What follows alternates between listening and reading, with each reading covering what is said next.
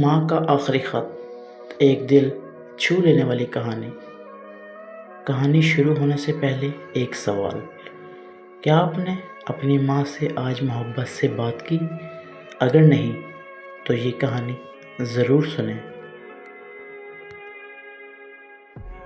ایک نوجوان لڑکا روی ہر وقت مصروف رہتا تھا۔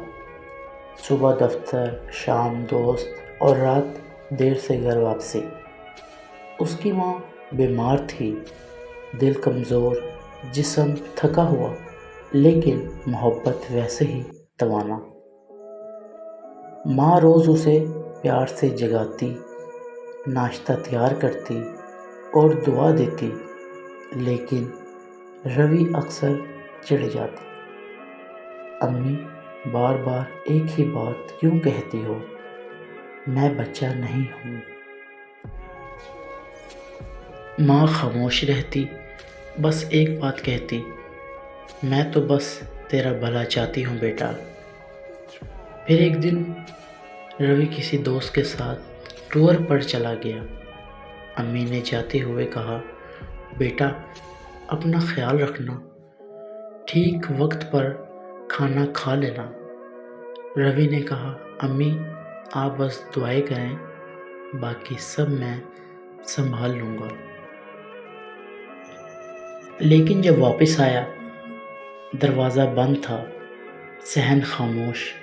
وہ پیاری آواز کہیں نہیں سنائی دی۔ پتہ چلا امی دنیا چھوڑ چکی تھی۔ روی کو ایک خط ملا جو امی نے اس کے لیے لکھا تھا: میرے بیٹے، جب تو چھوٹا تھا تیری ہر خواہش پوری کی، اب تو بڑا ہو گیا ہے تو میں صرف دعائیں دیتی ہوں۔ تیری ہر بات مجھے خوشی دیتی ہے، لیکن جب تو غصے میں کچھ کہتا ہے تو دل بہت دکھتا ہے، مگر کچھ کہتی نہیں، بس دعا کرتی ہوں کہ میرا بیٹا خوش رہے۔ میں جا رہی ہوں، شاید اب تجھ سے بات نہ ہو سکے، لیکن یاد رکھ، ماں مر بھی جائے تو دعائیں زندہ رہتی ہیں۔ ماں کے بنا یہ دنیا سنسان لگتی ہے، ہر خوشی ادھوری، ہر خوشبو بے جان لگتی ہے۔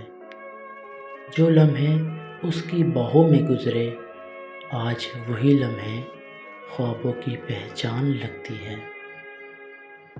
اب جو ماں نہیں تو بس یادیں ہیں، اب جو ماں نہیں تو بس یادیں ہیں، اور آنکھوں میں آنسوؤں کا انکار ہے۔ اگر آپ کی ماں زندہ ہے تو ان سے آج ہی محبت سے بات کریں، انہیں وقت دیں، ان کی دعاؤں میں جنت چھپی ہے۔ ماں کو صرف ماں مت سمجھیں، وہ رب کی رحمت ہے جو انسان کے روپ میں ملی ہے۔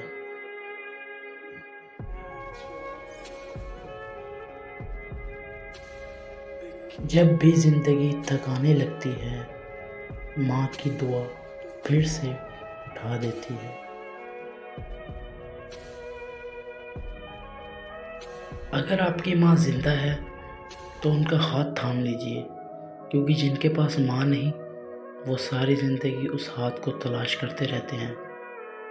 یہ ویڈیو صرف ایک کہانی نہیں تھی، یہ ایک یاد دہانی تھی ماں کی قدر کرنے کی۔ اگر آپ کو ہماری یہ کاوش دل کو لگی ہو تو ویڈیو کو لائک کریں، شیئر کریں اور چینل کو سبسکرائب کرنا نہ بھولیں۔ ملتے ہیں اگلی کہانی کے ساتھ، تب تک اپنی ماں سے محبت کرتے رہیے۔